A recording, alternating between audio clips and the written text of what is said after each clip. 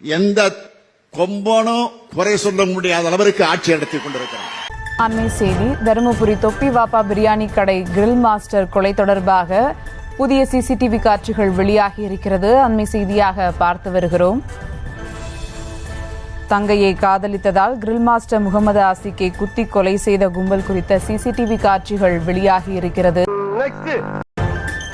திருச்சி ஸ்ரீரங்கம் ஆண்கள் மேல்நிலைப் பள்ளியில் ஆசிரியர் ஒருவருக்கு அரிவாள் வெட்டு என்ற அண்மை செய்தியை பார்த்து வருகிறோம்.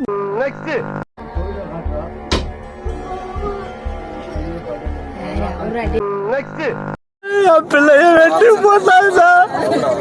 என் பிள்ளை விளையாடதா சார் போச்சு அவன் வீட்டுக்கு. ஆனா பிள்ளைகிட்ட என்ன பண்ணாலும் தெரியல.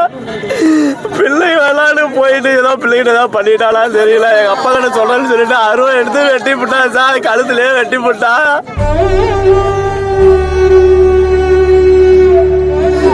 போட்டிக்கா புள்ள என் பிள்ளை காலு எப்படிதான் துடிச்சிருக்க போது தெரியல. ஐயோ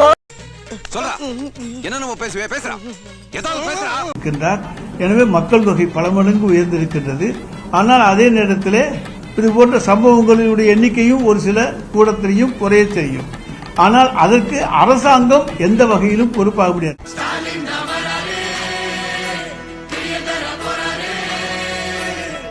இவனுங்கெல்லாம் விளங்குவானுங்களா? இதை ஒழிக்க வேண்டுமா, மாற்ற வேண்டுமா? ஒரே வழிதான் இருக்குது. தமிழ் தேசிய அரசியல் எழுச்சி வரணும், வெற்றி பெறணும். வழி கிடையாது. இங்க ஒரு தடவை ஒரு 5 ஆண்டு ஆட்சியை கொடுத்து பாருங்களேன், உலகத்தின் தலை சிறந்த நாடா தமிழ்நாடு வந்துடும். எந்த சேட்டையும் செய்ய முடியாது ராஜா.